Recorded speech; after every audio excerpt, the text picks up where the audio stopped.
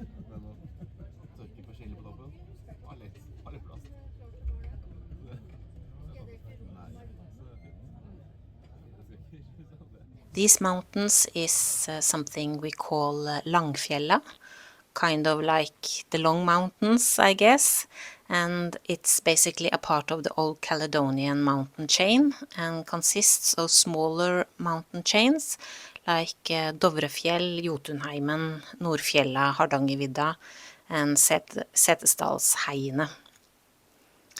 These mountains often block a lot of bad weather coming in from the west, from both the North Sea and the Norwegian Sea.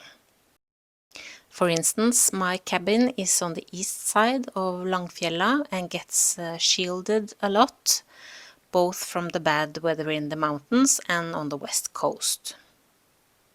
Langfjella is also where we have the watershed in southern Norway, or vannskille as we call it. The watershed marks which direction the water will flow when it rains and when snow melts. And it basically goes along these mountains. West coasters still think we whine on the east side of the mountains when we have a certain amount of downpour, because the same amount of water, or even more, is much less of a problem on the west coast. There the water finds its way down to the ocean much faster because of the steeper terrain and the fjords, so the drainage goes much faster.